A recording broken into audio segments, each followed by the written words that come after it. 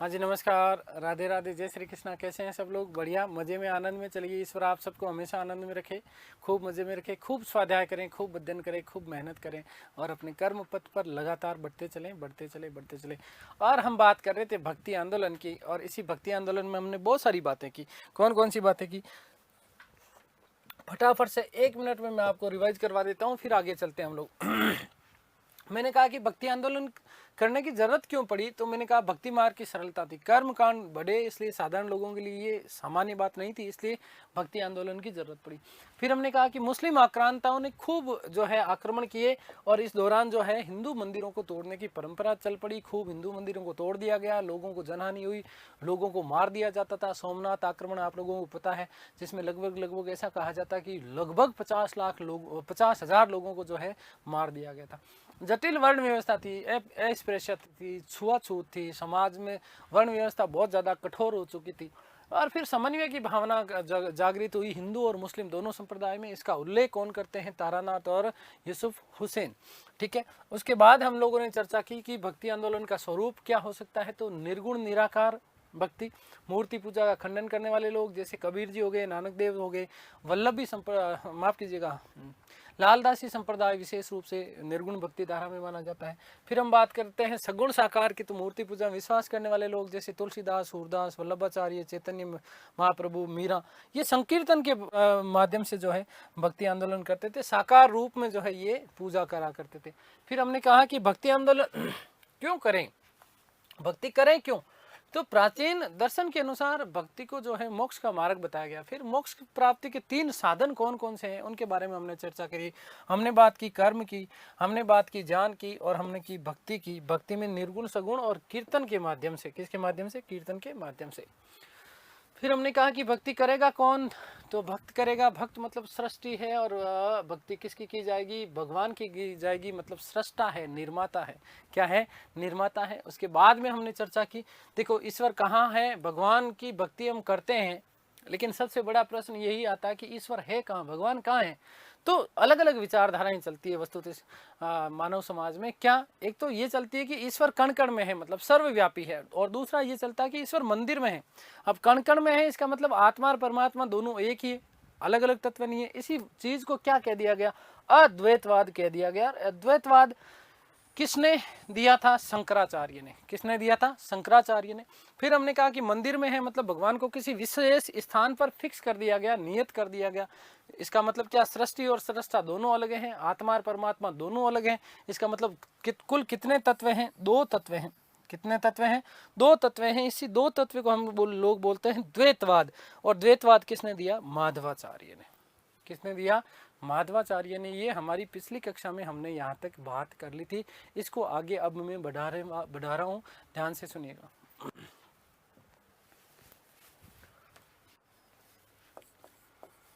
अद्वैतवाद,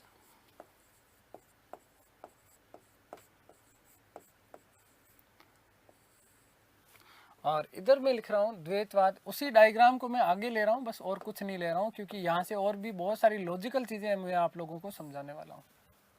अद्वैतवाद किसने दिया? शंकराचार्य ने। किसने दिया? शंकराचार्य ने।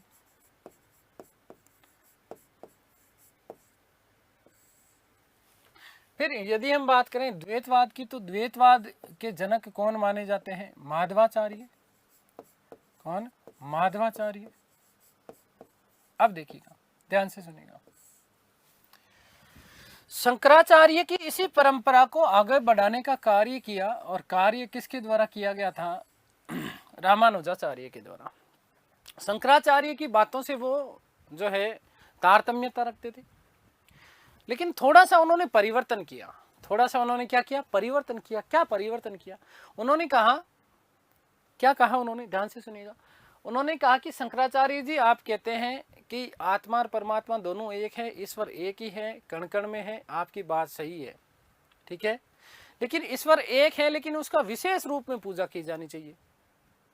ईश्वर की क्या करनी चाहिए? विशेष रूप में पूजा करनी चाहिए। तो शंकराचार्य के बाद में देखो, एक तो हुए रामानुजाचार्य, ठीक है, याद रखिएगा। शंकराचार्य की बात को किसने आगे बढ़ाया? रामानुजाचार्य। कौन है? रामानुजाचार्य। ठीक है, क्या बात कही अभी हम इसके बारे में चर्चा कर चुके, इसको आगे और मैं समझाऊंगा। फिर देखिएगा रामानुजाचार्य ने क्या बात कही। रामानुजाचार्य ने कहा आपने कही वो बात ठीक है, लेकिन ईश्वर का एक विशेष रूप होना चाहिए। भाई आत्मा और परमात्मा दोनों एक है, मानव और भगवान दोनों एक है, तो मानव और भगवान के रूप में कौन आए? राम और सीता आए। कौन आए? राम और सीता आए। ठीक है, फिर राम और सीता के बाद में कौन आए? विशेष रूप। फिर और विशेष रूप क्या? और उसका विशेष रूप हो गया कि भाई उन्होंने ही जो है भगवान विष्णु का अवतार था और फिर कृष्ण के अवतार में आए, तो लक्ष्मी नारायण के रूप में आए। वो किसके रूप में आए? लक्ष्मी नारायण के रूप में आए। भगवान के विशेष रूप को पूजा जाना चाहिए। भगवान के कौन से रूप को पूजा जाना चाहिए? विशेष रूप को पूजा जाना चाहिए। तो इन्होंने क्या कहा कि क्या बात कही उन्होंने, ध्यान से सुनना, कि ईश्वर के विशिष्ट रूप की पूजा की। ईश्वर के विशिष्ट रूप की पूजा की, विशिष्ट रूप की पूजा की। और विशिष्ट रूप की में पूजा किसकी? तो एक तो उन्होंने कहा भाई राम और सीता। पूजा किसको उन्होंने? पूजा किसको? राम और सीता को, राम व सीता को। और फिर उन्होंने कहा कि यही तो लोग किस में आए? लक्ष्मी नारायण के रूप में। किसके रूप में? लक्ष्मी नारायण के रूप में। किसके रूप में? लक्ष्मी नारायण के रूप में। लक्ष्मी और नारायण के रूप में। आगे बात समझ में? तो विशेष दर्जा दिया, विशिष्ट पूजा की किसकी? राम और सीता की। किसके रूप में? लक्ष्मी नारायण के रूप में। किसके रूप में? विशिष्ट रूप में पूजा की है, लक्ष्मी और नारायण के रूप में। अब देखो इसको समझो यहीं से, ध्यान से सुनना बेटा।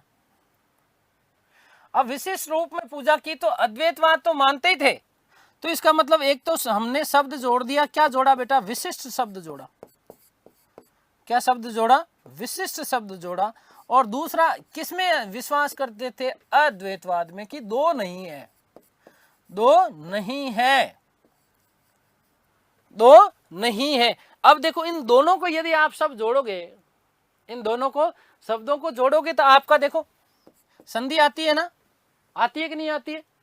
इन दोनों को विशिष्ट में ए जुड़ा, आगे अद्वैतवाद है, इधर मूल शब्द क्या है? विशिष्ट है, इधर क्या है? अद्वैतवाद है। तो दोनों को जोड़ोगे तो शब्द क्या बनेगा? विशिष्टाद्वैतवाद। इजी हो गया ना? शब्द क्या बनेगा? विशिष्टाद्वैतवाद।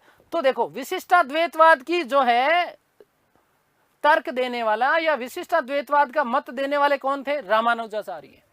क्योंकि उन्होंने ईश्वर को विशेष रूप में पूजा। विशेष रूप में किसका? राम और सीता को जो है लक्ष्मी नारायण के रूप में। किसके रूप में? राम सीता के रूप में और लक्ष्मी नारायण के रूप में। तो विशेष रूप की पूजा की उन्होंने। और अद्वैतवाद में विश्वास रखते थे कि दोनों राम लक्ष्मी नारायण भी एक ही, राम है और सीता भी एक ही है, आत्मा और परमात्मा दोनों एक है, तो अद्वैतवाद है। लेकिन विशेष रूप में पूजा, इसीलिए दोनों शब्दों को मिलाओगे तो आपके पास में शब्द क्या बनेगा? विशिष्टाद्वैतवाद। क्या बन जाएगा? विशिष्टाद्वैतवाद। तो विशिष्टाद्वैतवाद किसने दिया? रामानुजाचार्य ने। किसने दिया? रामानुजाचार्य ने। ये लीजिए साहब, आपका यहां पर शब्द बन गया, क्या बन गया? विशिष्टाद्वैतवाद। क्या बन गया? विशिष्टाद्वैतवाद। विशिष्टाद्वैतवाद। आ गई बात समझ में? तो विशिष्टाद्वैतवाद का मत किसने दिया? ध्यान से सुनिएगा, विशिष्टाद्वैतवाद का मत दिया रामानुजाचार्य ने। किसने दिया? रामानुजाचार्य ने। अब इसकी बात को भाई, अब देखो मैंने कोई बात कही तो आप उसमें थोड़ा सा कुछ ना कुछ संशोधन करने चाहोगे ना, जोड़ना चाहोगे ना। इधर एक इसी धारा के व्यक्ति हुए जिनका नाम था वल्लभाचार्य। क्या नाम था? वल्लभाचार्य। देखिएगा, ध्यान से सुनिएगा, व्यक्ति का नाम क्या है? वल्लभाचार्य जी। वल्लभाचार्य ने कहा कि रामानुज जी आपने जो बात कही है वो बात ठीक तो है, लेकिन इसमें गड़बड़ है। क्या है? ये शुद्ध रूप नहीं है। राम और सीता, लक्ष्मी और नारायण, ये रूप शुद्ध नहीं है। ये रूप शुद्ध नहीं है। शुद्ध नहीं है मतलब क्या है भाई? अशुद्ध है, ये तो मलिन है, दोनों का विलय हुआ है। दोनों का क्या हुआ है? विलय हुआ है। तो हमें पूजा तो करनी चाहिए, आपकी बात तो सही है, आपकी बात तो सही है, लेकिन हमें पूजा करनी चाहिए किसकी? शुद्ध रूप की करनी चाहिए। पूजा किसकी करनी चाहिए? शुद्ध रूप की करनी चाहिए। और शुद्ध रूप कौन सा होता है? बाल स्वरूप होता है। समझ रहे हो भाई? शुद्ध जो रूप होता है ना, वो कौन सा होता है? बाल रूप होता है। ईश्वर की पूजा शुद्ध रूप में नहीं कर रहे हो आप। राम सीता दोनों को मिला दिया आपने, ये शुद्ध नहीं है। और शुद्ध रूप का क्या होता है भाई? बाल रूप जो होता है वो बाल स्वरूप शुद्ध होता है। बाल स्वरूप क्या होता है? शुद्ध होता है। ठीक है ना? अबोध, जिसे किसी भी प्रकार का बोध नहीं हो, नॉलेज नहीं हो, ज्ञान नहीं हो, वो तो सबके लिए सारी चीजें एक समान होती है। बालक के लिए तो है ना, सांप को भी पकड़ लेता है, उसको थोड़ी पता होता है कि सांप काट जाएगा। आ गई बात समझ में? लेकिन बड़े होने के बाद में जब दो चीजें मिलती है तो वो शुद्ध रूप नहीं है। ये बात वल्लभाचार्य ने कही, कुछ अलग करना चाह रहे थे। तो वल्लभाचार्य ने क्या कहा? वल्लभाचार्य ने क्या नई बात करी? देखो ध्यान से सुनना। उन्होंने क्या करा कि ईश्वर की पूजा शुद्ध रूप में की। ईश्वर की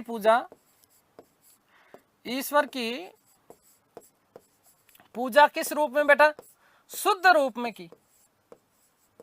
शुद्ध रूप में की। और शुद्ध रूप कौन सा होता है बेटा?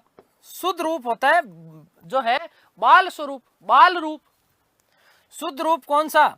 शुद्ध रूप उन्होंने किसको माना? बाल रूप को। किसको माना उन्होंने? बाल रूप को। आगे बात समझ में? और बाल रूप मतलब बाल रूप किसका? भगवान श्री कृष्ण का माने तो क्या? लड्डू गोपाल। कौन? लड्डू गोपाल भगवान श्री कृष्ण। आगे बात समझ में? वल्लभ संप्रदाय के लोग भगवान श्री कृष्ण के बाल स्वरूप की पूजा करते हैं कि नहीं करते हैं?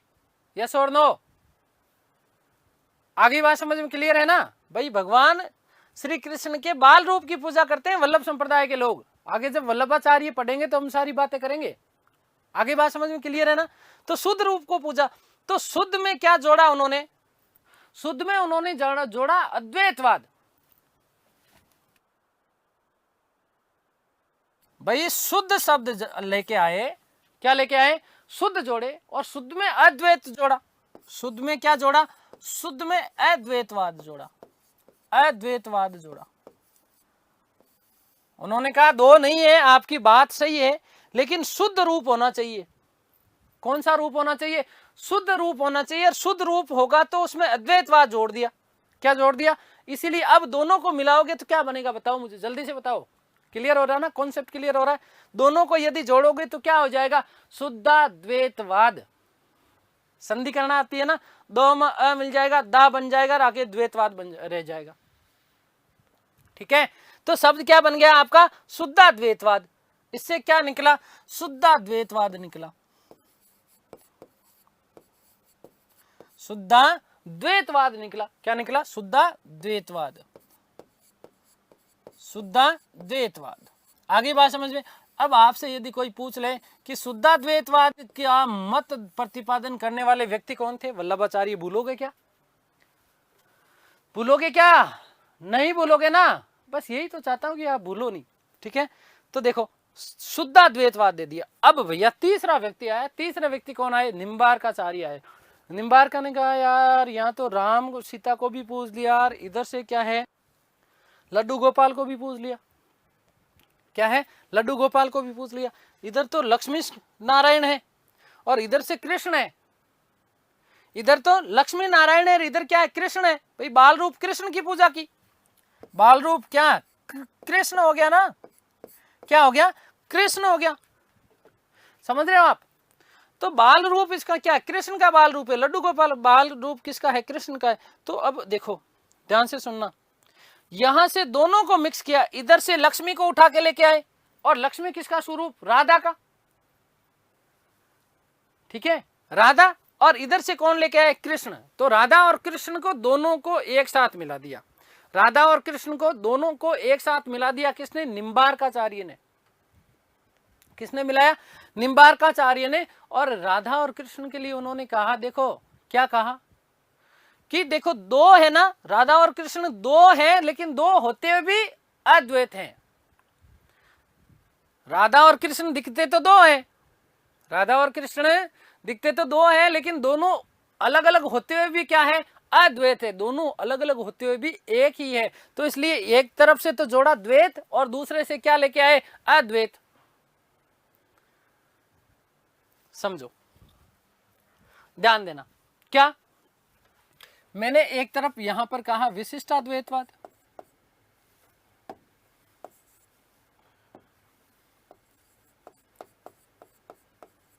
विशिष्टाद्वैतवाद, दिमाग में बिठा लो बस, मामला यहीं पे आपका, यहीं से तो प्रश्न आता है कि ये वाद कौन से किसने दिया और ये वाद कौन सा किसने दिया, ठीक है। और इधर मैंने क्या कहा, शुद्धाद्वैतवाद, शुद्धाद्वैतवाद, शुद्धाद्वैतवाद। अब देखो, विशिष्टाद्वैतवाद में हमने विशेष पूजा की थी, और विशेष पूजा हमने किसकी की, देखो बेटा यहां से ध्यान रखना, लक्ष्मी नारायण, राम सीता लक्ष्मी नारायण की पूजा की।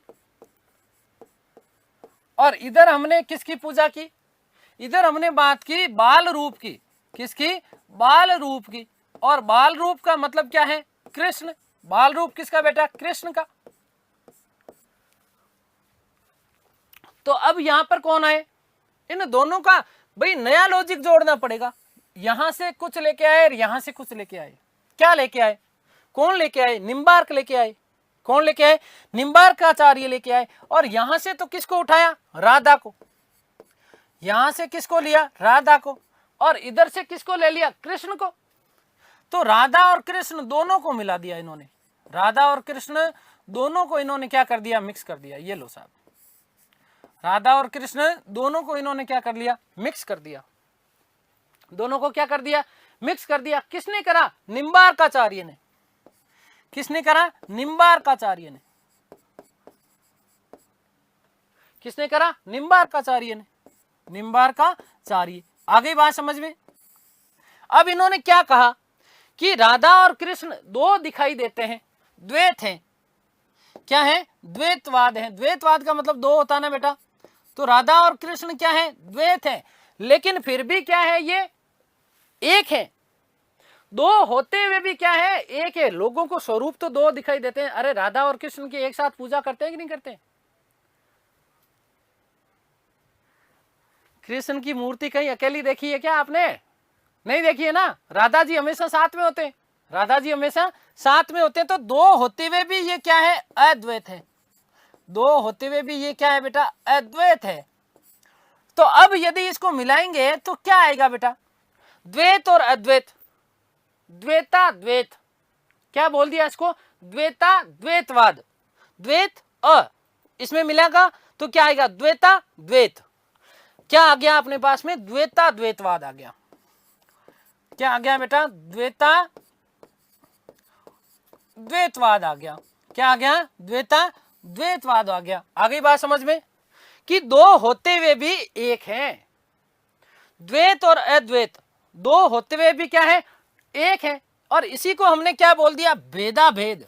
भेद है लेकिन क्या है, अभेद है। भेद है, दोनों में अलग अलग है, लेकिन फिर भी क्या है, अभेद है। वे दोनों एक ही है। और तो इससे भेद और अभेद को क्या बोल दिया, भेदा भेद बोल दिया हमने। लो ये लो साहब, इसी को हमने क्या बोल दिया, भेदा भेदवाद। भेदा भेद क्या बोल दिया हमने, भेदा भेद। तो देखो ध्यान से सुनना कि निम्बार्काचार्य ने कौन सा वाद दिया, द्वैता द्वैतवाद। इसी को हम क्या बोलते हैं, भेदा भेदवाद। क्या बोलते हैं, भेदा भेदवाद। ऐसे कभी सोचा था क्या जीवन में कि ऐसे पढ़ लेंगे, हैं? हलवा हो गया ना। वापस सुन लो, पूरी कहानी रिपीट कर रहा हूं, यहां से रिपीट कर रहा हूं, देखो ठीक है। डाउट नहीं रखना, अगले 2 मिनट आपका ध्यान केवल बोर्ड पर होना चाहिए बेटा।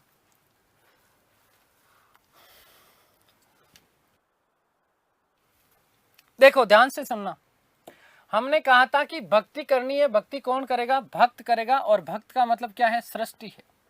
क्योंकि सृष्टि का निर्माण ईश्वर ने किया है। सृष्टि का निर्माण किसने किया, ईश्वर ने किया। भक्ति हम किसकी करेंगे, भक्ति हम करेंगे भगवान की। और भगवान क्या है हमारे लिए, सृष्टा है। इस सृष्टि का निर्माता है कौन, भगवान है। ठीक है। अब फिर आता है प्रश्न, ये आया कि भाई भगवान है कहाँ। मैंने आपसे ही पूछा था भगवान कहाँ है, आपके ही उत्तर आए। किसी ने कहा था कि सर कण कण में है भगवान। भगवान कहाँ पर है? कण कण में है। इसका मतलब ईश्वर सर्वव्यापी है, सर्व जगह है, सब जगह है, जहां पर भी देखो क्या है, ईश्वर सब जगह है। तो ईश्वर सब जगह है, इसका मतलब सृष्टि, भक्त और भगवान दोनों एक है। तो सृष्टि इज इक्वल टू सृष्टा। इसका मतलब क्या हुआ? आत्मा है सो परमात्मा है। भाई आत्मा और परमात्मा दोनों एक ही, तो इसका मतलब क्या आसाराम बुरा आदमी नहीं था? आसाराम तो बुरा आदमी था ना, वो थोड़ी कह सकता है नहीं मैंने नहीं किया, परमात्मा ने किया। ये तर्क वाली बात है, बस केवल ये वाद चलता है ना। ऐसे मत सोच लेना गुरुजी फिर तो कोई भी लड़ाई झगड़ा करे तो वो तो ईश्वर करता होगा, नहीं। ये वाद की बात कर रहे हैं हम, सिलेबस की बात कर रहे हैं बेटा। यथार्थ रूप में इसको जीवन में अप्लाई नहीं किया जा सकता, ठीक है। तो परमात्मा और आत्मा परमात्मा दोनों एक ही है, इसका मतलब दो तत्व नहीं है, दो तत्व नहीं है। इसका मतलब हमने क्या कहा? अद्वैतवाद। अ का मतलब नहीं, द्वैत मतलब दो नहीं है, इसी को हमने क्या कह दिया? अद्वैतवाद। अद्वैतवाद किसने दिया? शंकराचार्य ने। बात क्लियर हो गई? इधर आ जाओ। फिर आपने कहा कि ईश्वर मंदिर में है, मतलब क्या है कि एक विशेष स्थान पर ईश्वर को हमने स्थापित कर दिया। सृष्टि अलग है, मतलब भक्त अलग है और भगवान अलग है, विशेष स्थान पर है, दोनों को सेपरेट कर दिया। मतलब क्या हुआ? सृष्टि नोट इज इक्वल टू सृष्टा। इसी को हमने क्या कह दिया कि आत्मा परमात्मा दोनों एक नहीं है, इसका मतलब दो तत्व हैं। भक्त अलग तत्व है और भगवान अलग तत्व है, दो तत्व हैं। इसी को हमने वाद दे दिया। क्या नाम दिया इसको? हमने कहा बेटा द्वैतवाद। क्या कह दिया हमने? द्वैतवाद। और द्वैतवाद किसने दिया? माधवाचार्य ने दिया था। किसने दिया था? माधवाचार्य ने, ठीक है। इस कहानी को आगे बढ़ाया शंकराचार्य के आगे, इन्हीं के ऊपर मानने वाले व्यक्ति जिनका नाम हुआ रामानुजाचार्य। रामानुजाचार्य शंकराचार्य की बात में विश्वास करते थे, लेकिन उन्होंने कहा देखो ये बात ठीक है, लेकिन ईश्वर आत्मा और परमात्मा मतलब सृष्टि और सृष्टा दोनों एक हैं, तो इसका विशेष रूप में पूजा होनी चाहिए। भाई ईश्वर ने भी विशेष स्वरूप धारण किया ना, राम के रूप में आए, अल्लाह के रूप में आए, बुद्ध के रूप में आए, महावीर के रूप में आए, मत्स्य अवतार लिया, कूर्म अवतार लिया, ईसा मसीह के रूप में आए। ये छोड़ दो। तो उन्होंने कहा कि किसकी पूजा की? राम और सीता की पूजा की। किसके रूप में? लक्ष्मी नारायण के रूप में। और करी उन्होंने, राम सीता को पूजा, लक्ष्मी नारायण को पूजा, ठीक है। मतलब विशेष रूप प्रदान कर दिया इनको, मतलब एक विशेष रूप में उसको बांध दिया। तो इसका मतलब क्या? विशिष्ट के साथ में उन्होंने अद्वैतवाद मिला दिया। किसका? शंकराचार्य का। और तो इन दोनों को मिलाएंगे, संधि करा, तो हमारे पास में शब्द क्या आ गया? विशिष्टाद्वैतवाद। आपसे पूछ ले विशिष्टाद्वैतवाद किसने दिया? रामानुजाचार्य ने। किसने दिया? रामानुजाचार्य ने। आगे चलो। आगे जो दूसरे व्यक्ति हुए वो आपके कौन हुए? वल्लभाचार्य। इन वल्लभाचार्य ने कहा यार ये रामानुज ने तो छक्का मार दिया, मुझे कुछ अलग करना चाहिए, मुझे कुछ अलग करना चाहिए। तो इन्होंने इनके मत का खंडन करते हुए कहा कि आप जो राम और सीता, लक्ष्मी और नारायण दोनों की पूजा कर रहे हो ना, ये शुद्ध नहीं है। शुद्ध स्वरूप होता है बाल रूप। तो ईश्वर की शुद्ध पूजा, ईश्वर की पूजा शुद्ध रूप में की। ईश्वर की पूजा किस रूप में की? शुद्ध रूप में। शुद्ध रूप उन्होंने किसको माना? बाल रूप को, मतलब लड्डू गोपाल कृष्ण को। तो शुद्ध के साथ में उन्होंने क्या मिलाया? अद्वैतवाद। शुद्ध के साथ में उन्होंने क्या मिलाया? अद्वैतवाद। तो यही चीज क्या कहलाई? शुद्ध अद्वैतवाद। किसने दिया? वल्लभाचार्य ने। किसने दिया? वल्लभाचार्य ने। फिर देखो दोनों को साथ में लेके आए। अब एक तरफ हमने विशिष्टाद्वैतवाद रख दिया, एक तरफ हमने शुद्धाद्वैतवाद रख दिया, ठीक है बेटा, बस ठीक है। अब इधर से विशिष्ट में हमने किसको पूजा था? लक्ष्मी नारायण को। किसको पूजा था? लक्ष्मी नारायण को। अब निम्बार्काचार्य ने कहा कि यार रामानुज ने, वल्लभ ने तो दोनों चीजें कर दी, मुझे कुछ अलग करना चाहिए, मुझे कुछ अलग करना चाहिए। तो इधर से लक्ष्मी नारायण और इधर से किसकी बात की हमने? बाल रूप की। और बाल रूप किसका? कृष्ण का। तो इधर से उन्होंने लक्ष्मी लेके आए, किसके स्वरूप में? राधा के स्वरूप में। और बाल रूप के रूप में कृष्ण को उठा लिया। तो राधा प्लस कृष्ण दोनों को उन्होंने कहा कि राधा और कृष्ण की पूजा करनी चाहिए। लोगों को लगता है कि राधा और कृष्ण दोनों अलग हैं। अलग है मतलब क्या है? द्वैत है, और उनमें क्या है? भेद है। एक साथ समझा रहा हूं, देखो द्वैत है और उनमें क्या है? भेद है। लेकिन यथार्थ रूप में राधा और कृष्ण तो अद्वैत है, दोनों एक ही है, अभेद है वो तो दोनों क्या है, अभेद है। इसलिए द्वैत और अद्वैत को साथ मिलाओगे तो आपका शब्द क्या निकला, देखो शब्द आपका निकला द्वैता द्वैतवाद। क्या निकला, द्वैता द्वैतवाद शब्द निकल गया। आ गई बात समझ में। तो द्वैता द्वैतवाद, अब भेद और अभेद को आपने साथ में मिला दिया तो शब्द आपका क्या निकल गया बेटा, भेदा भेद। शब्द आपका क्या निकल गया, भेदा भेद, ठीक है ना। तो इसी द्वैता द्वैतवाद को क्या कहा जाता है, भेदा भेद कहा जाता है। निम्बार्काचार्य जिन्होंने निम्बार्क संप्रदाय की नींव डाली, सलेमाबाद अजमेर में इसकी मुख्य प्रधान पीठ मानी जाती है, गादी मानी जाती है। और यहाँ पर आपको पता होना चाहिए कि राधा और कृष्ण की पूजा होती है। राधा और कृष्ण की क्या होती है, पूजा होती है। इतनी बात समझ में आ गई क्या, इतना लॉजिक समझ में आ गया क्या, इससे इजी इस सृष्टि में कुछ नहीं हो सकता।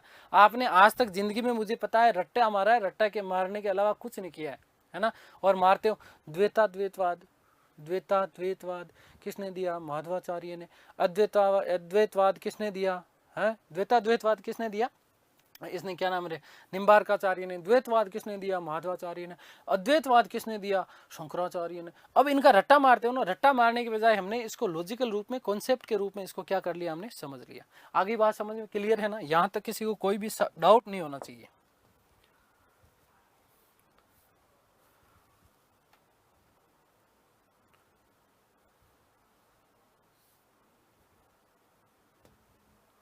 ठीक है, क्लियर।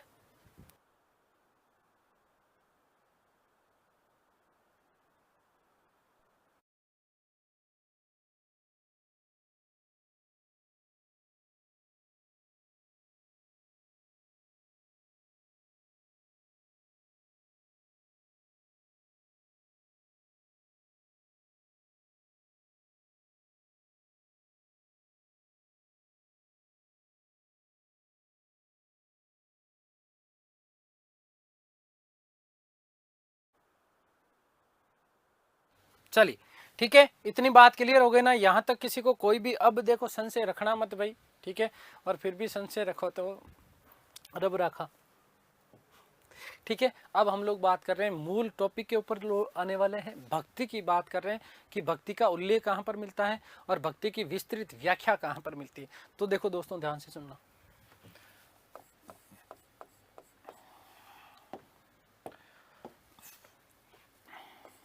भक्ति, ठीक है।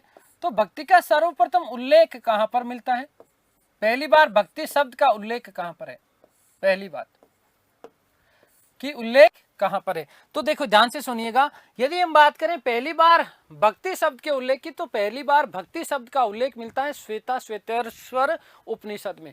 कौन से में, श्वेता श्वेतेश्वर उपनिषद में जो है पहली बार भक्ति शब्द का उल्लेख मिलता है। और विस्तृत व्याख्या भक्ति की कहां पर मिलती है, तो विस्तृत व्याख्या भक्ति की मिलती है श्रीमद् भगवत गीता में। कहां पर मिलती है, श्रीमद् भगवत गीता में। श्रीमद् भगवत गीता में भक्ति को मोक्ष का साधन बताया गया है। भक्ति को क्या बताया गया है, मोक्ष का साधन बताया गया। देखिएगा, ध्यान दीजिएगा कि उल्लेख सर्वप्रथम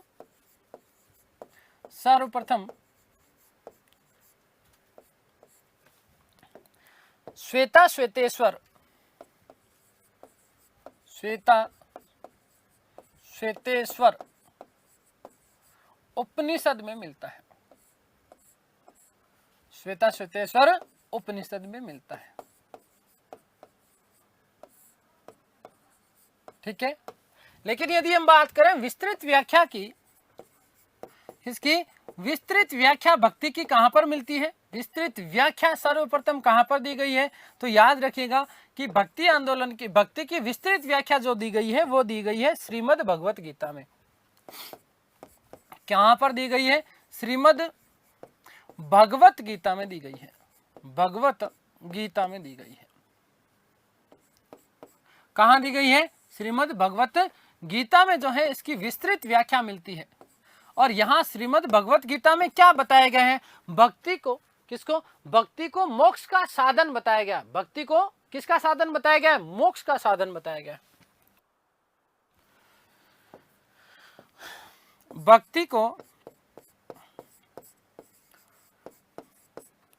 मोक्ष का साधन बताया गया है। मोक्ष का साधन बताया गया है।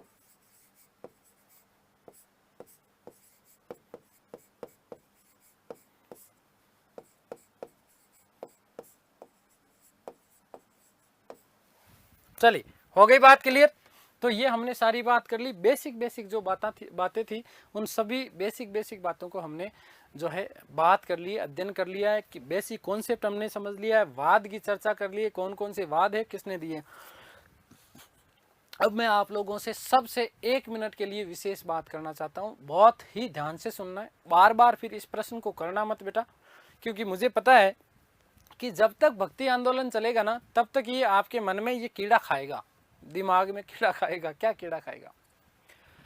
देखो, तिथि क्रम का सबसे ज्यादा अव्यवस्थित रूप देखने को मिलता है भक्ति आंदोलन में। भक्ति आंदोलन के जो गुरु हुए ना उनका तिथि क्रम बहुत ज्यादा अव्यवस्थित है बेटा, ठीक है ना। आप जितनी पुस्तकें उठाओगे ना, प्रामाणिक पुस्तकों की बात कर रहा हूं मैं, गाइड की तो बात ही नहीं कर रहा हूं मैं ना लक्ष्य की बात कर रहा हूं, ना मैं सिखवाल की बात कर रहा हूँ, ना मैं वो जितनी भी जो आती है ना उनकी बात कर रहा हूँ, किसी की बात नहीं कर रहा हूँ। आप जितनी किताबें उठा के देखोगे प्रामाणिक जो बोर्ड में प्रचलित हैं उन सब पुस्तकों में एक ही दिक्कत है, केवल और केवल तिथि को लेकर के, ठीक है। नेट उठा के देखोगे तो नेट पे थोड़ा और ज्यादा अलग मिल जाएगा। इसलिए आपको पहली चीज तो एक दिमाग में डाउट रखना कि जो तिथियां या तो मैं आपको लिखाऊं नहीं, और या मैं तिथियां वो लिखाऊंगा जो ज्यादातर पुस्तकों में कॉमन मिलती है। फिर बाद में ये प्रश्न मत करना गुरुजी उन गुरुजी ने हमेशा पढ़ा दिया था और उन गुरुजी ने ये तिथि बता दी, ये बता दी, क्योंकि मुझे पता है आप लोगों के दिमाग में ये चीजें आती है। मैं तो जानता हूँ क्योंकि सास भी कभी बहू थी, सास भी कभी बहू थी। ये जायज प्रश्न है ना। लेकिन देखो ध्यान से सुनना बेटा, क्या ध्यान से सुनना है कि जितने भी मैं अब गुरु बताऊंगा, जितने भी संत बताऊंगा ना, उनके तिथि क्रम को लेकर के बहुत सुस्पष्ट रूप से कहीं पर भी एक मानक समय तिथि रेखा नहीं मिलती है। हर पुस्तक में थोड़ी सी आपको अलग अलग मिलती है। इसलिए इस चीज को लेकर के कंट्रोवर्सी नहीं करनी है कि इसमें ये मिल गया और इसमें ये मिल गया, ठीक है। आगे बात समझ में क्लियर है ना, ये चीज अब दिमाग में बिठा लेना। दूसरी एक और महत्वपूर्ण बात सुन लो। दूसरी महत्वपूर्ण बात क्या, कभी भी इन गुरुओं के लेकर के तिथि को लेकर के आपका प्रश्न आता नहीं है। संपूर्ण आपने यदि पेपर देखा होगा ना तो इस संपूर्ण पेपर में आपको तिथि वाले प्रश्न मिलते हैं 2 से 3। आपका 100 प्रश्न का 150 प्रश्न का जितना भी पेपर होता है ना उसमें तिथि वाले जो डेट से संबंधित प्रश्न होते हैं ना वो प्रश्न आते हैं, 2 से 3 प्रश्न आते हैं। और वो कहां से आते हैं वो भी मैं आपको बता ही दे रहा हूं। ज्यादातर डेट से संबंधित प्रश्न आपके आते हैं आधुनिक भारत से। कहां से आते हैं? आधुनिक भारत से। प्राचीन और मध्यकालीन भारत में तिथि क्रम में थोड़ा सा डिफरेंस मिलता है। तो इस चीज को अब दिमाग में बिठा लेना, बार बार फिर मुझे भी तंग मत करना और आप भी तंग मत होना कि गुरुजी इसमें तो इसकी तिथि ये मिली हुई और इसकी तिथि ये मिली हुई।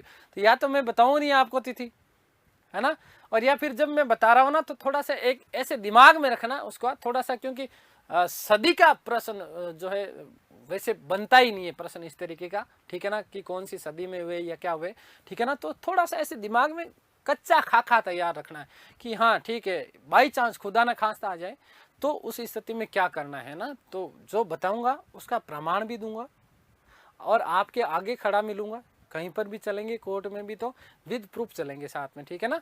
जितने भी मेरे पास साधन है वो सारे साधन आपको साथ में लेकर के चलूंगा कि देखो ये यहाँ पर इसका प्रमाण मिलता है, ठीक है। क्लियर हो गई बात। अब देखो हम बात करने वाले हैं बहुत सबसे महत्वपूर्ण बात, और सबसे महत्वपूर्ण बात हम करने वाले हैं आदि गुरु शंकराचार्य। आदि गुरु शंकराचार्य। अच्छा एक चीज और क्लियर कर देता हूं बेटा कि देखो ये जितने भी मैंने अभी बताए ना गुरु, है ना, जैसे हमने शंकराचार्य की बात कर ली, हमने माधवाचार्य की बात कर ली, हमने वल्लभाचार्य की बात कर ली, हमने रामानुजाचार्य की बात कर ली, तो इनका तिथि क्रम भी अलग अलग है ना। इसका मतलब ये नहीं है कि ये, ठीक है, आगे बात समझे। तो सबसे पहले हम बात कर लेते हैं आदि गुरु शंकराचार्य की। यदि हम बात करते हैं आदि गुरु शंकराचार्य की तो दोस्तों बहुत अच्छे से ध्यान से सुनना। इनका जो जन्म माना जाता है वो माना जाता है 788 ईस्वी में इनका जन्म हुआ माना जाता है। जन्म कहाँ हुआ है? आदि गुरु शंकराचार्य अपने आप में पूर्ण थे, अपने आप में क्या थे, पूर्ण थे। इसलिए याद रखिएगा कि जन्म हुआ इनका कहां, पूर्णा नदी के किनारे। और पूर्णा नदी के किनारे एक गांव जिसका नाम मिलता है कालड़ी। क्या नाम मिलता है, कालड़ी नामक गांव में पूर्णा नामक नदी के किनारे इनका क्या होता है, जन्म होता है। किनका, शंकराचार्य का। इनके पिता का नाम मिलता है शिव गुरु। पिता का नाम क्या, शंकर। शंकर जी को क्या बोलते हैं हम, शिव भगवान बोलते हैं ना। तो याद रखना, शंकर जी के साथ में क्या बिठाओगे आप, शिव को बिठाओगे। किसको बिठाओगे आप बेटा, शिव को। तो इनके पिता का नाम जो मिलता है वो क्या नाम मिलता है, शिव गुरु। पिताजी का नाम क्या है, शिव गुरु। ठीक है। और फिर माताजी की यदि हम बात करते हैं तो माताजी का नाम मिलता है सुभद्रा। क्या नाम मिलता है, सुभद्रा। या फिर माताजी का नाम एक और मिलता है, नाम मिलता है अयप्पा। क्या नाम मिलता है, अयप्पा। ठीक है, क्लियर हो गई बात। फिर यदि हम बात करें इनके गुरु की, तो गुरु का नाम मिलता है गोविंद देव पाद। शंकराचार्य के जो गुरु थे उनका नाम क्या मिलता है बेटा, गोविंद देव पाद। ये इतनी बात याद रखना। देखो मैंने जन्म बता दिया, कहां पर हुआ ये भी बता दिया, पिताजी का नाम बता दिया, माताजी का नाम बता दिया और गुरु का नाम बता दिया। ठीक है, लिख देता हूं आप लोगों के लिए। तो आदि गुरु शंकराचार्य, जन्म 788 ईस्वी में। हम बात करें कि जन्म कहां पर हुआ है, तो देखिएगा जन्म कहां हुआ है,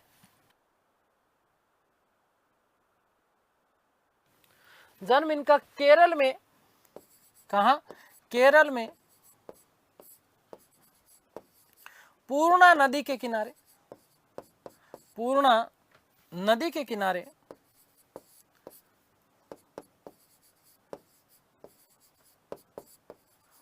कालड़ी नामक गांव में।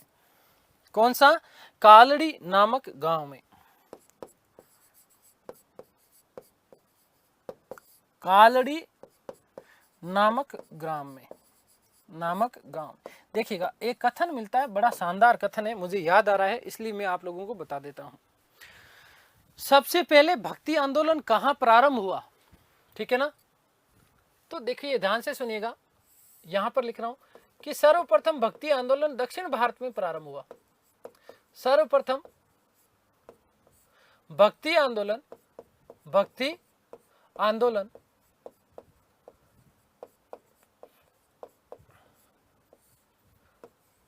दक्षिण भारत में प्रारंभ हुआ।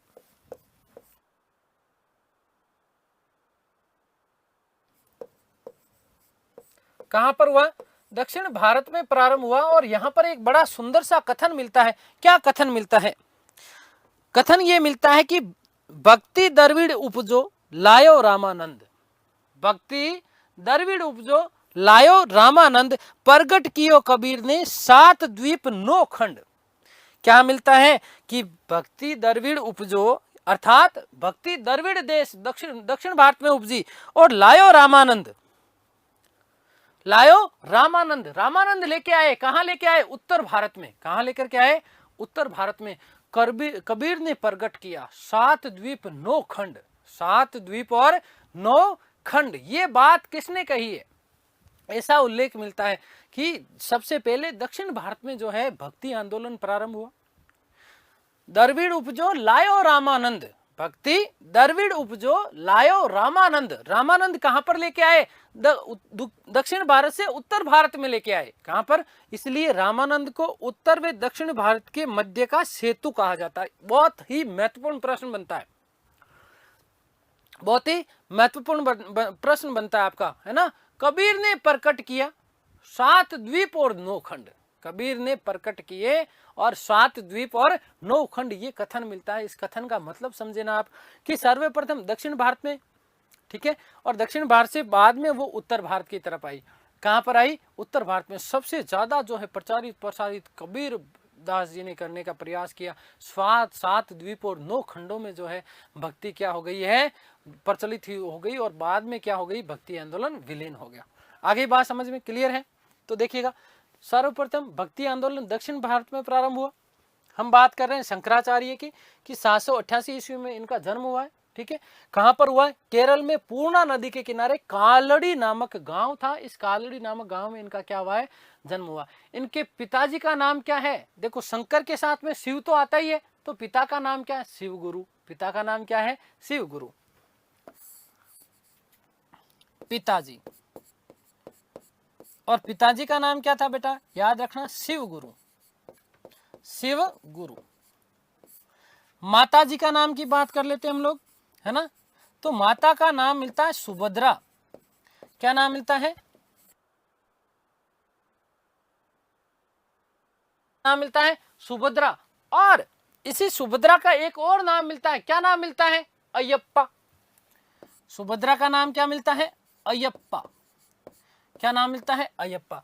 इन शंकराचार्य के गुरु का नाम क्या मिलता है? गोविंद देव पाद। क्या नाम मिलता है? गोविंद देव पाद। ठीक है ना। और इन्हीं गोविंद देव पाद ने शंकर जी को परमहंस की उपाधि दी। उनके गुरु का नाम क्या? गोविंद देव पाद। गुरु का नाम क्या था? गुरु का नाम क्या है? गोविंद देवपाद। गुरु का नाम क्या है? गोविंद देवपाद। गोविंद देवपाद। ठीक है ना। और गोविंद देवपाद ने शंकराचार्य को परमहंस की उपाधि दी। परमहंस की उपाधि दी।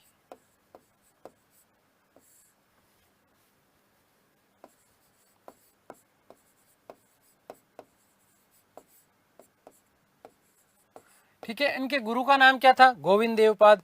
और गुरु गोविंद देवपाद ने इनको कौन सी उपाधि दी बेटा? परमहंस की उपाधि दी। कौन सी उपाधि दी? परमहंस की उपाधि दी। ये वेरी मोस्ट इंपोर्टेंट प्रश्न बनता है। फिर देखिए, ध्यान से सुनिएगा।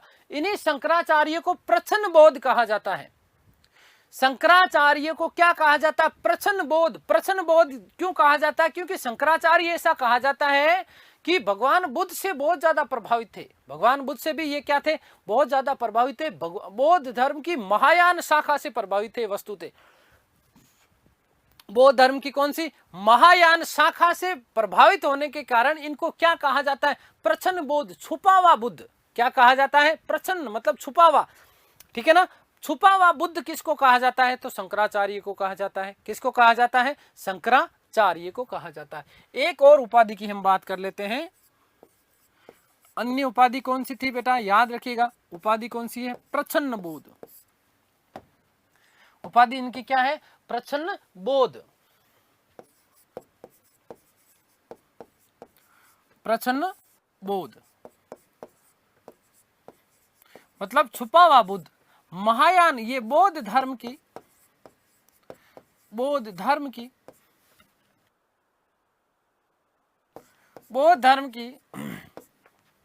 महायान शाखा से प्रभावित थे। महायान शाखा से प्रभावित थे। शाखा से प्रभावित थे कौन? शंकराचार्य। आगे बात समझिए। अब थोड़ी सी हम लोग बात कर लेते हैं शंकराचार्य जी के जीवन के बारे में। हमने इतनी सारी बातें कर ली, अब थोड़ा सा बात कर लेते हैं। क्या बात? देखो, जन्म का कुछ समय बाद में जैसे ही जन्म हुआ शंकराचार्य जी का, नन्ना सा मुन्ना सा बालक था। कौन? शंकराचार्य। और शंकराचार्य का जैसे ही जन्म हुआ, इनके जन्म के कुछ समय बाद में ही शंकराचार्य जी के पिता शिव गुरु, शंकराचार्य जी के पिता कौन थे? शिव गुरु। पिताजी की क्या हो गई? पिता की मृत्यु हो गई। ध्यान से सुनिएगा, कहानी के माध्यम से थोड़ी सी कुछ चीजें समझा रहा हूं। तो जन्म के कुछ समय बाद ही पिताजी की क्या हो जाती है? मृत्यु हो जाती है।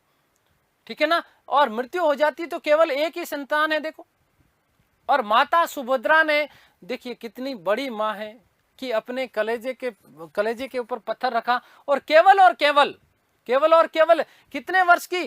5 वर्ष की आयु में ही। कितने वर्ष की आयु में? 5 वर्ष की आयु में ही शंकराचार्य को, किसको? शंकराचार्य को कहां पर भेज दिया? विद्या अध्ययन के लिए भेज दिया। विद्या अध्ययन के लिए भेज दिया। कितने वर्ष की आयु में? मात्र और मात्र कितने वर्ष की आयु में? 5 वर्ष की आयु में माता सुभद्रा ने इनको कालड़ी भेज दिया। कहां भेजा? कालड़ी भेजा। आगे बात समझ में। कालड़ी जो मुख्य गांव था, इस कालड़ी मुख्य गांव में इनको विद्या अध्ययन के लिए भेज दिया। और देखो शंकर ने थोड़े से 2 साल, 1-2 वर्ष की आयु जो है उसके बाद में वहां जाने के बाद में समस्त वेदों को कंठस्थ कर लिया, समस्त उपनिषदों को कंठस्थ कर।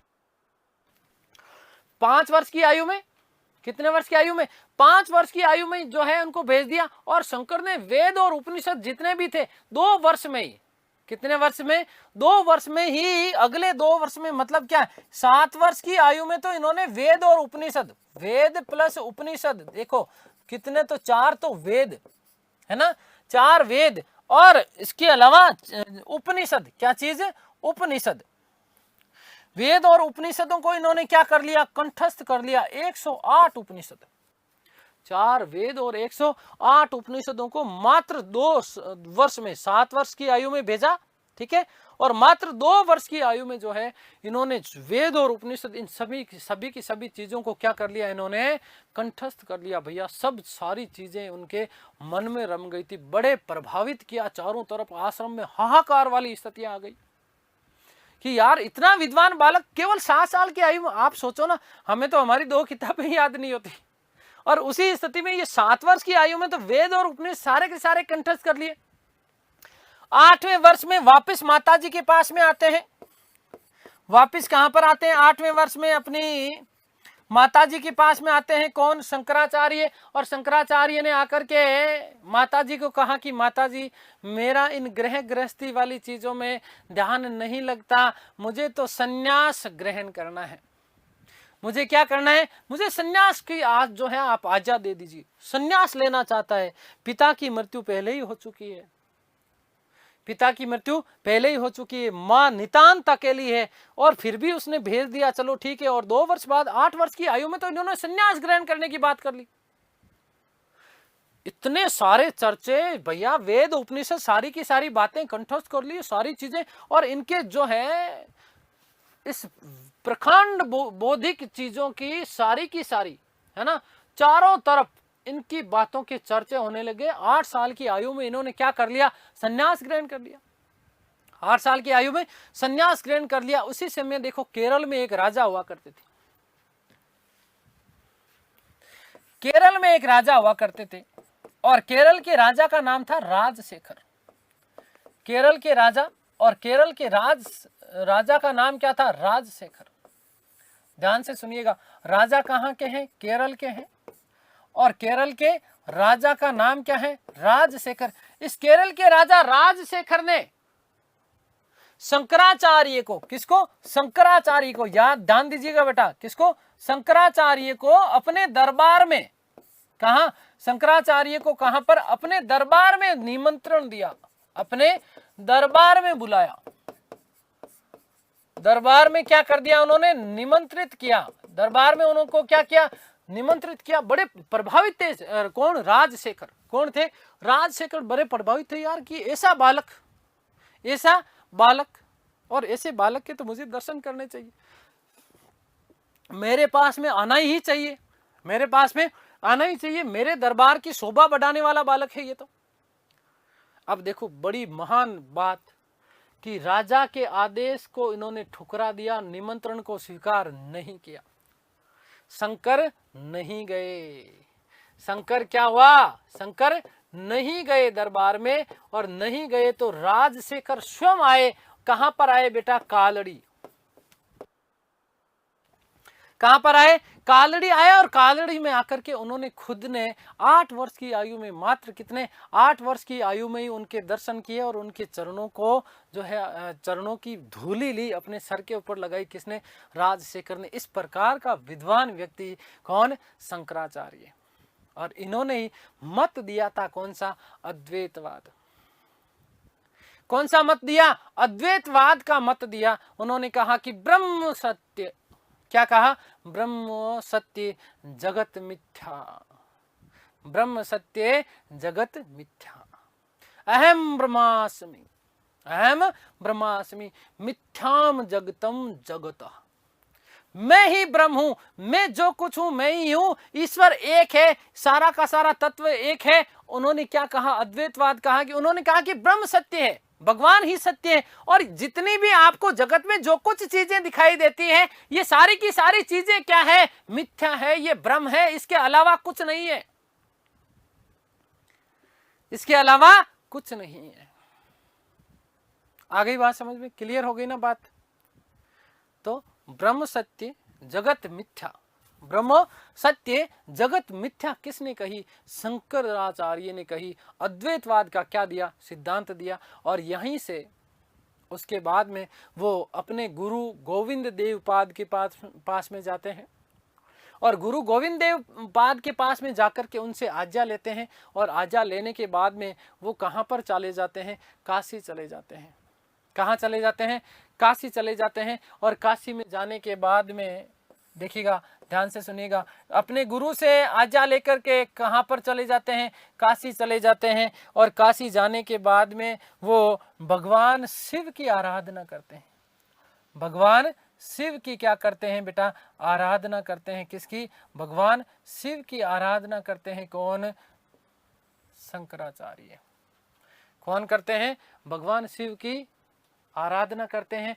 और यहाँ से आराधना करने के बाद में खूब समय तक उपासना करते हैं। और यहाँ काशी के बाद में, कहाँ से बेटा? काशी के बाद में वो कहाँ पर चले जाते हैं? बद्रिका आश्रम चले जाते हैं। कहाँ चले जाते हैं? काशी से बद्रिका आश्रम चले जाते हैं।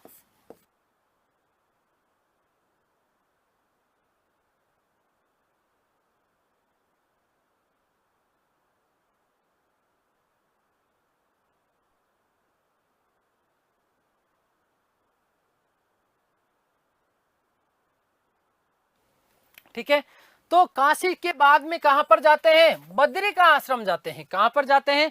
बद्री का आश्रम जाते हैं। और बद्री का आश्रम जाने के बाद में वादरायण ने जो ब्रह्म सूत्र लिखा, वादरायण ने क्या लिखा था? ब्रह्म सूत्र लिखा था। वेदांत दर्शन के ऊपर आधारित ग्रंथ। कौन सा? ब्रह्म सूत्र। उपनिषद है ना, उपनिषद। वेदांत दर्शन किसको बोलते हैं? उपनिषद। ठीक है ना।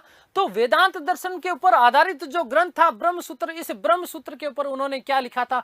भाष्य लिखा। छोटी सी आयु में, लगभग 10-12 वर्ष की आयु में, तो उन्होंने अपने जीवन का प्रथम भाष्य लिख दिया। भाष्य का मतलब क्या होता है? विस्तृत व्याख्या करना। क्या करना? विस्तृत व्याख्या करना। और उसके बाद में हम बात करेंगे बद्रिका आश्रम, जो कि उत्तराखंड में, किस प्रकार से उन्होंने वहां पर स्थापना की, किस प्रकार से वहां उत्तर भारत के उस समय सबसे महान विद्वान कुमारिल है ना, कुमारिल है ना, इस कुमारिल से मिले तुंगभद्रा नदी के पास में। वहां पर शास्त्रार्थ भी होगा। जब हमने विदेशी भारतीय संस्कृति का विदेशों में प्रचार प्रसार की बात की थी, तब मैंने आतिश दीपांकर श्रीजान की बात की थी। वो वाली घटना भी मैं बताऊंगा, किस प्रकार से दोनों के बीच में शास्त्रार्थ होता है, किस प्रकार से उन्होंने उनको पराजित किया, क्या क्या घटनाएं घटित होती है। ये सारी की सारी बातें बाद में करेंगे, लेकिन थोड़ी सी चीजें मैं अभी आप लोगों के लिए लिख देता हूं।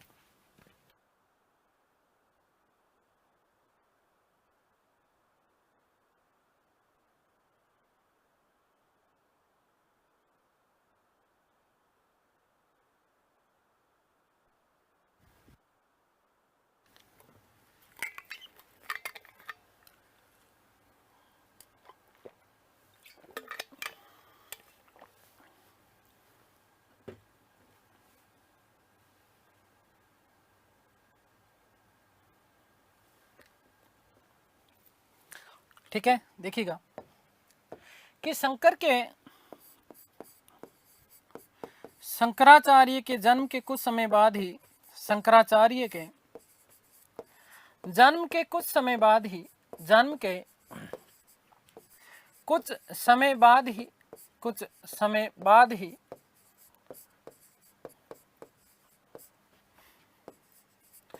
उनके पिता की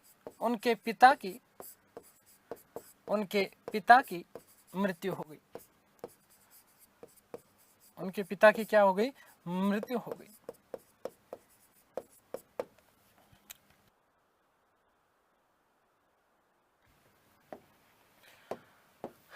ठीक है, माता ने शंकर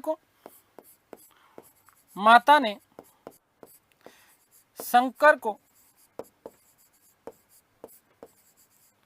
विद्या अध्ययन हेतु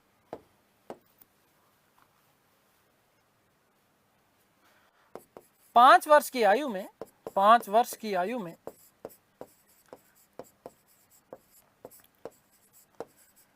विद्या अध्ययन हेतु, विद्या अध्ययन हेतु कालड़ी भेजा, कालड़ी भेजा। मात्र 7 वर्ष की आयु में ही, मात्र 7 वर्ष की आयु में ही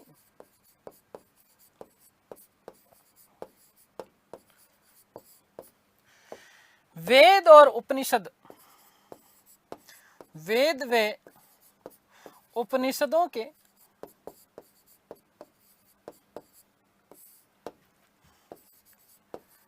ज्ञाता बने।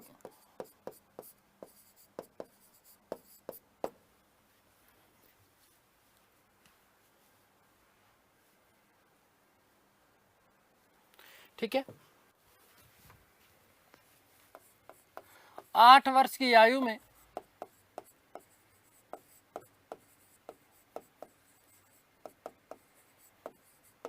माता से आज्ञा लेकर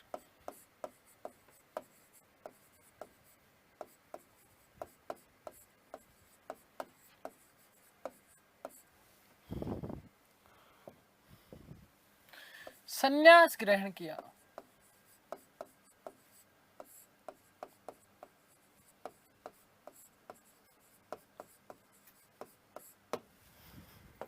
केरल के राजा, केरल के राजा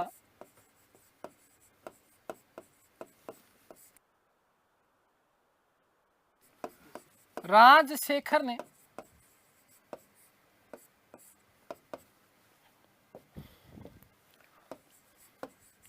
प्रभावित होकर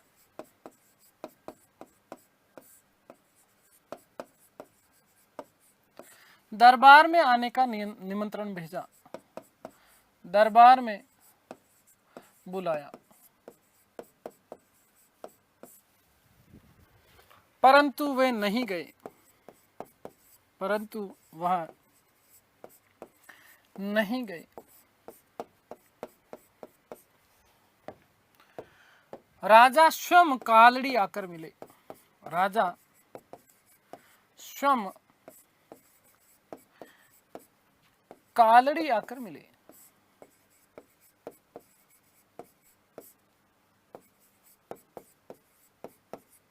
राजा को स्वयं को आना पड़ा, राजा को क्या आना पड़ा? स्वयं को आना पड़ा। ठीक है। फिर हम बात कर लेते हैं शंकराचार्य के मत की। तो कौन सा मत दिया बेटा, याद रखना, अद्वैतवाद, अद्वैतवाद, अद्वैतवाद का मत दिया।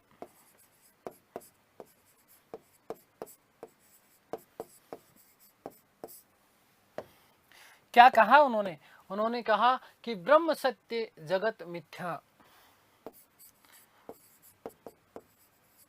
ब्रह्म सत्य जगत मिथ्या। क्या कहा?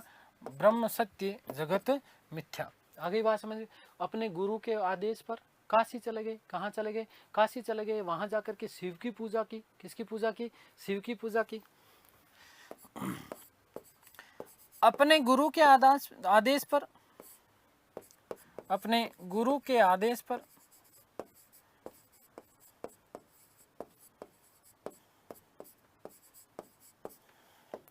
काशी चले गए, काशी चले गए। वहां भगवान शिव की उपासना की, भगवान शिव की उपासना की।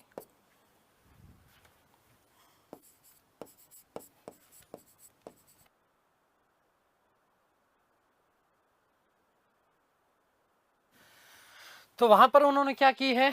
भगवान शिव की उपासना की। ठीक है। काशी से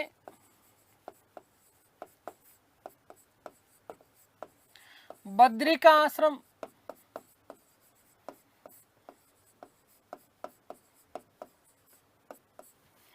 बद्रिका आश्रम गए तथा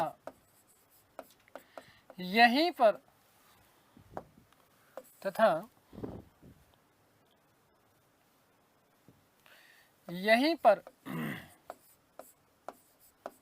याद रखिएगा बेटा, क्या किया, वादरायण के ब्रह्म सूत्र के ऊपर भाष्य लिखा।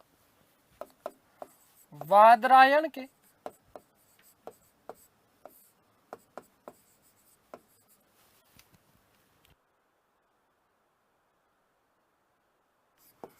ब्रह्म सूत्र क्या है? ब्रह्म सूत्र में ध्यान से सुनना, वेदांत दर्शन पर आधारित ग्रंथ है। वेदांत दर्शन पर आधारित ग्रंथ, वेदांत दर्शन पर आधारित ग्रंथ, दर्शन पर आधारित ग्रंथ, आधारित ग्रंथ है। पर भाष्य लिखा, क्या लिखा? भाष्य लिखा। भाष्य का मतलब क्या होता है? भाष्य मतलब क्या होता है? विस्तृत व्याख्या करना, विस्तृत व्याख्या। भाष्य का मतलब क्या होता है? विस्तृत व्याख्या करना होता है। ठीक है, बद्रिका आश्रम उत्तराखंड कुमारिल से मिलेंगे, वहाँ पर और भी क्या क्या घटनाएं होगी, ये सारी की सारी चर्चाएं हम करेंगे हमारी अगली क्लास में। तब तक के लिए ईश्वर से प्रार्थना करता हूँ सब स्वस्थ रहें, मस्त रहें, तंदुरुस्त रहें, आह्लादित रहें, प्रसन्नचित रहें। इस सृष्टि की संपूर्ण खुशियाँ आपको और आपके परिवार को मिले, आप जल्द से जल्द सफल हों, ये मेरी मनोकामना है, आप लोगों के लिए शुभकामनाएं हैं। मिलते हैं हमारी अगली कक्षा में, तब तक के लिए सभी को धन्यवाद, नमस्कार, थैंक यू सो मच।